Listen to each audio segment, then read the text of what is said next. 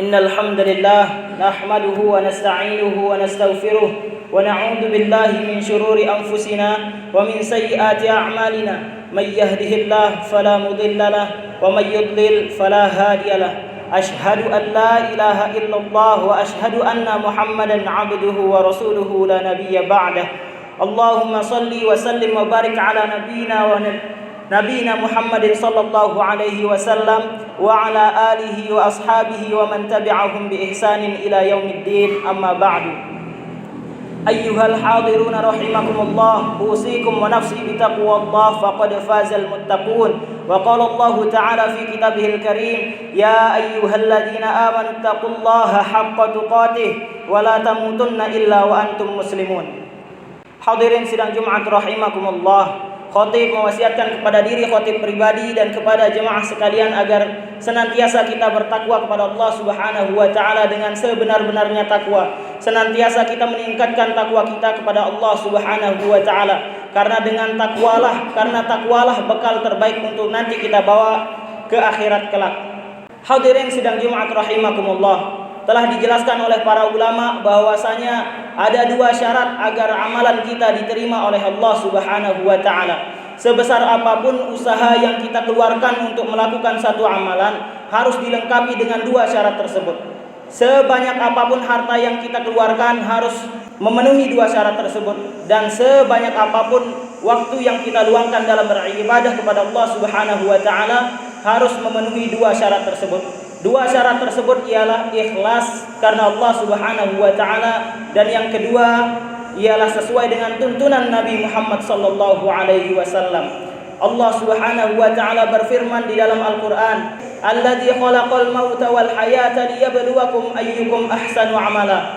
Yang artinya dialah Allah Subhanahu wa taala alladzi khalaqal mauta wal hayat, yang menjadikan atau yang menciptakan kematian dan kehidupan, liyabluwakum ayyukum ahsanu amala, untuk menguji kalian siapa di antara kalian yang ahsanu amala, yang paling baik amalannya. Dijelaskan oleh Al-Fudail bin Iyad rahimahullahu taala, maksud dari ahsanu amala di sini, maksud dari yang paling baik amalnya di sini ialah ai akhlasuhu wa aswabuhu, ialah yang paling ikhlas beramal karena Allah Subhanahu wa taala dan yang paling sesuai dengan tuntunan Nabi Muhammad sallallahu alaihi wasallam. Oleh karena itu dapat kita simpulkan, apabila satu amalan tidak diterima karena tidak sesuai dengan tuntunan Nabi Muhammad sallallahu alaihi wasallam, begitu pula amalan yang tidak ikhlas karena Allah Subhanahu wa taala tidak akan diterima oleh Allah Subhanahu wa taala. Maka dari itu apabila kita beramal, kita berusaha untuk hanya menghadirkan Allah Subhanahu wa taala dalam tujuan amalan kita, tidak menghadirkan orang lain, tidak beramal karena ingin dilihat orang, tidak beramal karena ingin didengar orang, tidak beramal karena ingin dipuji oleh orang lain. Allah Subhanahu wa taala berfirman dalam hadis qudsi, "Ana agna syuraka 'ani syirk. Man 'amila 'amalan asyraka fihi ma'iya ghairi taraktuhu wa syirkahu."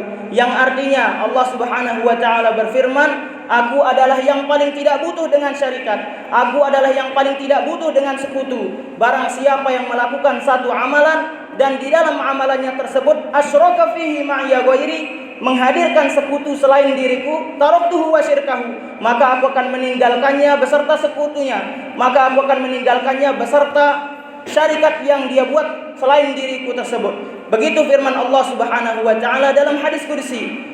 Maka dapat kita simpulkan bahwasanya di dalam hadis qudsi ini Allah Subhanahu wa taala ingin memperingati kita agar kita senantiasa beramal karena Allah Subhanahu wa taala, semata-mata karena Allah, tidak menghadirkan orang lain dalam tujuan amal kita. Kita tidak beramal karena ada orang lain yang melihat, kita tidak beramal karena ada orang lain yang mendengar. Karena sesungguhnya apabila seorang beramal dan ingin dilihat orang lain, ini termasuk perkara riya, yaitu salah satu penyakit hati yang dapat menggugurkan amalan. Ibnul Qayyim rahimahullahu taala berkata, "Laisa sya'nu fil amal, wa innama sya'nu fi hifdzil amal mimma yuhbituhu aw yufsiduhu." Yang artinya, bukanlah sesuatu yang sulit untuk melakukan amalan, akan tetapi sesuatu yang lebih sulit ialah menjaga amalan, mimma yuhbituhu aw yufsiduhu, dari apa-apa yang dapat menggugurkan amalan dan apa yang dapat merusak amalan. Kemudian Ibnul Qayyim rahimahullahu taala melanjutkan perkataannya, Farriya'u muhbitun lil amal. Maka sesungguhnya riya itu termasuk dari sesuatu yang dapat menggugurkan amalan. Farriya'u wa indaqqa, riya walaupun sedikit. Jadi dapat kita simpulkan bahwasanya Ibnu Qayyim menjelaskan apabila seorang riya walaupun ingin dilihat oleh sedikit orang, walaupun dia ingin dilihat hanya oleh satu orang, maka tetap dapat merusak amalan. Orang yang beramal dengan ingin dilihat oleh 10 orang dibandingkan dengan orang yang ingin beramal kemudian dia ingin dilihat oleh satu orang, sama-sama dapat merusak amalan. Orang yang beramal karena ingin dilihat oleh 1000 orang dibandingkan dengan orang yang ingin dilihat oleh hanya 10 orang, sama-sama dapat merusak amalan. Orang yang beramal karena ingin dilihat oleh banyak orang, sama-sama dapat merusak amalan dengan orang yang ingin beramal ingin dilihat oleh hanya sedikit orang. Riya itu dapat merusak amalan dan kita harus menghindari penyakit hati yang namanya riya. Kita harus ikhlas beramal karena Allah Subhanahu wa taala.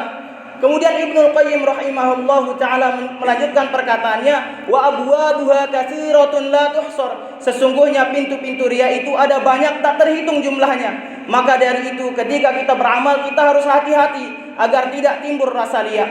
Namun dijelaskan oleh para ulama, di samping ulama menjelaskan bahwa pintu riya ada banyak, ulama juga menjelaskan bagaimana cara untuk menghindari riya. Salah satu cara untuk menghindari riya ialah dengan cara menyembunyikan amalan.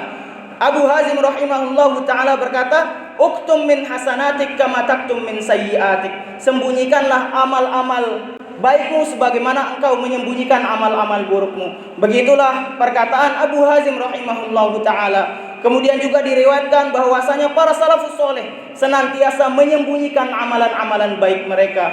Maka dari itu marilah kita berusaha untuk menyembunyikan amal baik kita. Kalau seandainya kita takut terancam amalan kita gugur karena adanya riya di dalam hati kita. Namun dijelaskan juga oleh para ulama, apabila kita berusaha untuk menyembunyikan amalan kita, namun ada orang lain yang melihat, ada orang lain yang mendengar dan tidak bisa kita hindari, maka bukan amalannya yang kita putus, akan tetapi yang kita perbaiki adalah hati kita. Ketika kita berusaha menyembunyikan amalan namun tidak ada daya dan upaya, Allah Subhanahu wa taala menghadirkan orang lain sehingga amalan kita dapat dilihat, dapat didengar oleh orang lain. Maka ulama merumuskan apabila terjadi seperti itu, bukan amalannya yang kita putus, akan tetapi hati kita yang kita perbaiki. Segera beristighfar kepada Allah Subhanahu wa taala dan memohon perlindungannya Allah Subhanahu wa taala. Hadirin sidang Jumat rahimakumullah. Di dalam Islam menampakkan satu amalan bukanlah sesuatu yang dilarang. Namun apabila dibandingkan mana yang lebih baik, apabila kita menampakkan amalan kita ataukah kita menyembunyikan amalan kita, maka tentu yang lebih baik adalah menyembunyikan amalan kita, karena agar menjaga hati kita dari sifat-sifat hati yang kotor seperti riya, sum'ah, ujub dan lain sebagainya. Hal ini termaktub dalam Al-Qur'an, firman Allah Subhanahu wa taala, "In tubdus shadaqat fa ni'mahi wa in tukhfuha wa tutuhal fuqara fa huwa khairul lakum." Yang artinya, in tubdus shadaqat, apabila engkau menampakkan sedekahmu, fa ni'mahi, maka itu baik bagimu. Wa in tukhfuha wa tutuhal fuqara, dan apabila engkau memberikan sedekahmu secara sembunyi-sembunyi dan engkau memberikan fakir miskin, fa huwa khairul lakum, maka ini jauh lebih baik. Di sini para ulama menyimpulkan bahwasanya apabila seorang beramal dan dia menyembunyikan amalannya, maka itu jauh lebih baik baginya daripada dia menampakkan amalannya. Hadirin sidang Jumat rahimakumullah. Maka dari itu mari kita berusaha untuk memperbaiki hati kita. Tetap memperbanyak amalan kita, namun hati kita yang kita perbaiki. Apabila timbul rasa riya, jangan kita menghilangkan amalan kita, namun yang kita perbaiki adalah hati kita. Barakallahu li wa lakum fil Qur'anil Karim wa nafa'ani wa iyyakum bima fihi minal ayati wadh-dhikril hakim wa taqabbalallahu minni wa minkum tilawatahu innahu huwal ghafurur rahim. Astaghfiru li wa lakum wa lisairil muslimin min kulli dhanbin wa khati'atin innahu huwas samiul alim. Bismillahirrahmanirrahim.